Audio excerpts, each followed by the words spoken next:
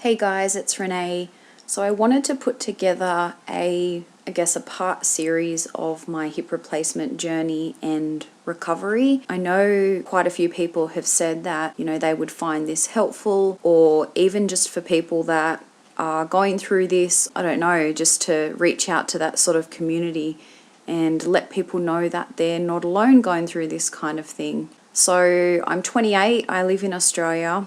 I literally woke up one morning back in January and I couldn't move my hip. I couldn't walk on my leg, I couldn't put any weight on it. I couldn't move it. It was just severe. I do have a condition in my hip called Perthes Disease.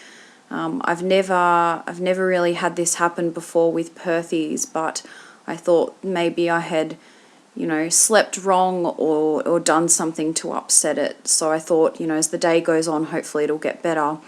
Unfortunately, it didn't, and I ended up getting these really weird spasms in the hip joint, and they were so painful, so incredibly painful. I couldn't move, and I would literally just be holding my leg, screaming in pain and just cry. I ended up going into the emergency room, and the lady that saw me just said that I must have strained or sprained my hip. There was nothing they could do. That was sort of it. They discharged me. I guess fast forwarding, because I guess from January until April, my life was pretty much a blur. I was in incredible pain. I went back and forth to the hospital several times. I saw a few different surgeons and none of them could figure out what was wrong with my hip. They all said that I was too young for a hip replacement and that it wasn't needed. They could not explain why I was getting these spasms in my hip. It got to a point where they were constantly putting me on pain medication just so I could survive. None of them had any idea what had occurred, why this had been triggered.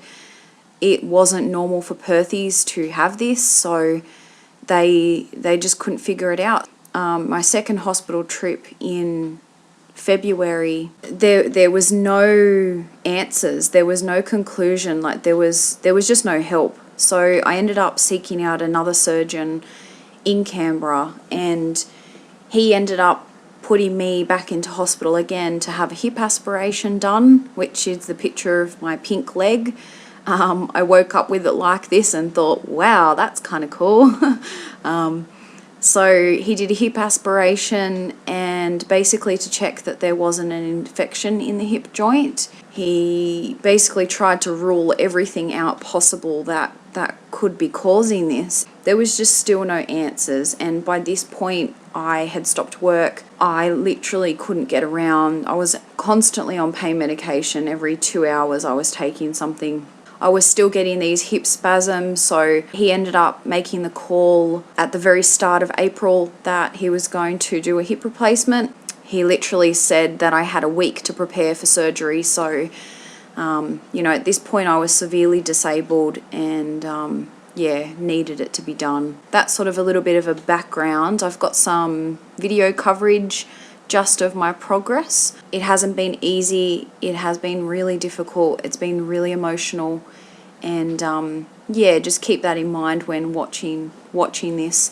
And if you've gone through something similar, or you're going through some kind of struggles with replacement surgery or anything like that, feel free to let me know, leave a comment below, and reach out, and just know that you're not alone.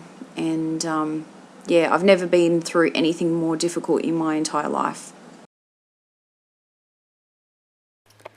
So I've just been tidying up things for my surgery. It's coming up in a week, and I've heard a lot about hip surgery and that things need to be within arm's reach, things that you need. So I've sort of put a lot of my sort of skincare stuff that I use on my chest of drawers. That way, when I do get home, everything is within reach for me, so it's a lot easier. And I just, I wanted to tidy up my makeup table just so after surgery I sort of come back to a nice clean home.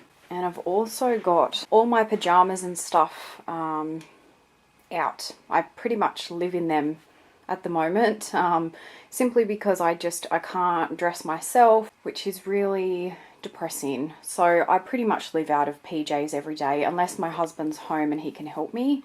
So I just leave everything here because then at least that way, you know, it's close and yeah, I can get to it and it's easy. I stocked up from Priceline, stocked up on all the womanly necessities.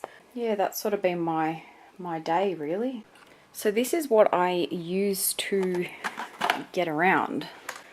It is one of those granny walkers, and mine has a basket, which makes things so much easier. You have no idea when you're struggling to walk around and you know, you want to carry things, you want to get a drink.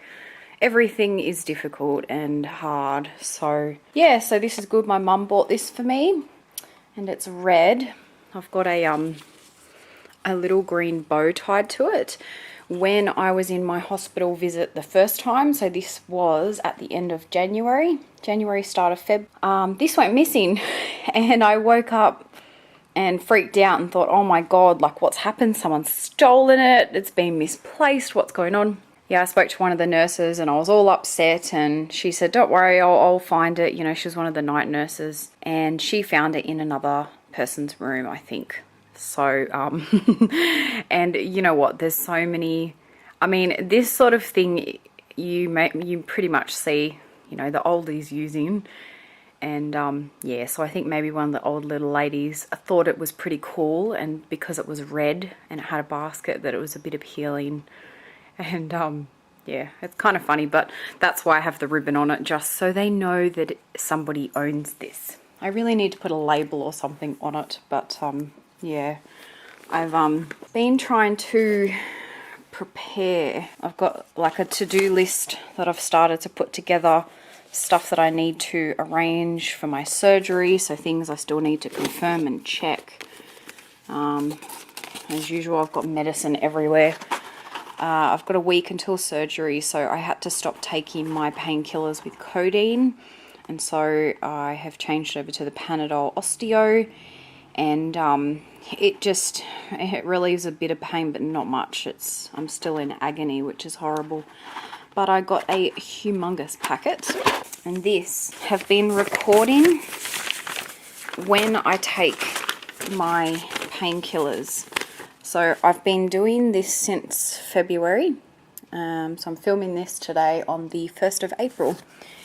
And so these are the medications. So I take ketoprofen, which is an anti-inflammatory, and protein fort, which is like Panadine fort, as a painkiller, and it has like a massive dose of codeine in it. And so because I can only take ketoprofen once a day and the painkillers fort every 6 hours, I've been writing the times in because, you know, you forget. And yeah, there's definitely been a few times where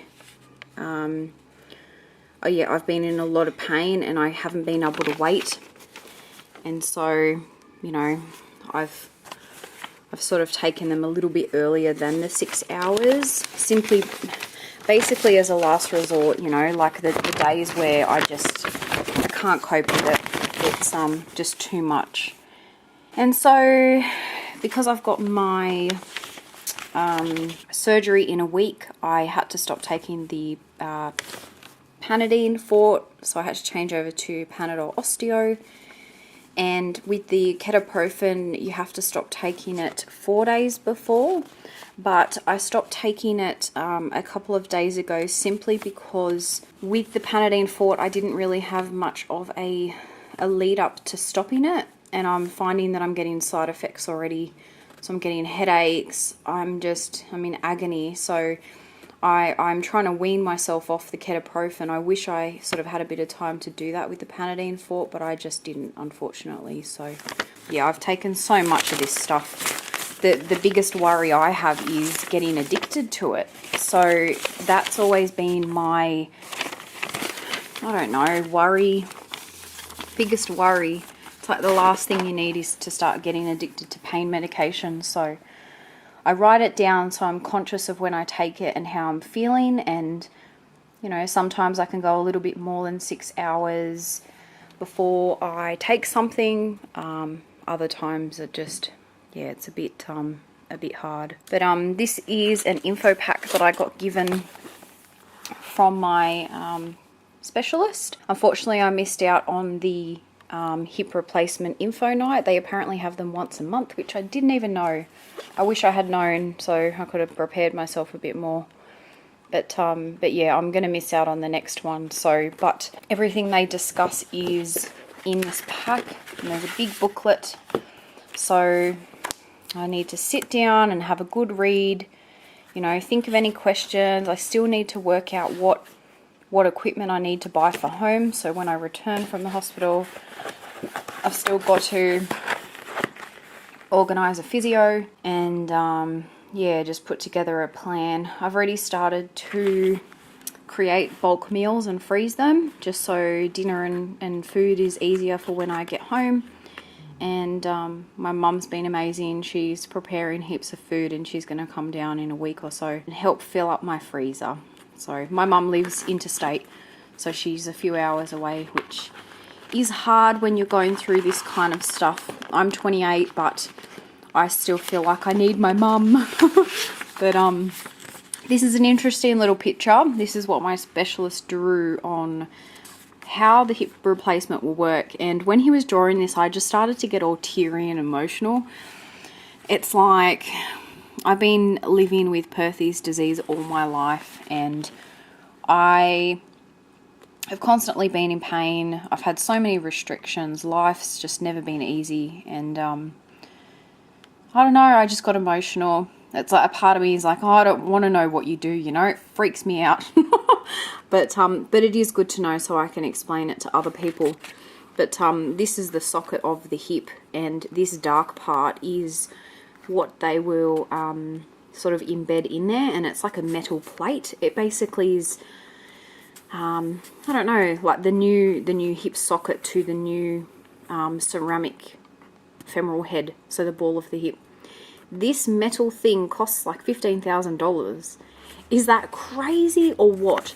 And so here in Australia, I've got private health insurance. I've been paying a lot of money for many, many years because of my condition. My health cover will completely cover that. I won't have to pay the 15 grand. So all I have to pay for is the new fake hip, and this in part is metal. So they drill into the hip bone and yeah, they sort of place the metal in there. This dotted line, so this is the bone, and this dotted line is what they cut off. So the whole hip ball will be cut off, and so this will then be the new ceramic hip. And so my specialist is amazing. It's Professor Paul Smith here in Canberra. He's just amazing. The office is amazing. Sarah Tobin's his assistant. She's such a wonderful lady. Yeah, I deal with her for payments and bookings and things like that. So it's been such an emotional week. It's been an emotional few months. Yeah, I'm not going to know myself when I can walk around and do things and just not be in pain. I think I've never not lived without pain. It's just become a normal way of life. My hip cracks on me all the time, so when I sit down and I move and I swivel, it just has a massive cracking sound, and it sucks. It's definitely not a life to live. So even though I'm young, you know, I'm 28, I'm getting a total hip replacement. I've been through so much that I just think now, bring it on. You know, things can't get any worse. I don't know. A life without pain seems like a dream. I don't know what it's going to be like. And yeah, I can't wait to find out.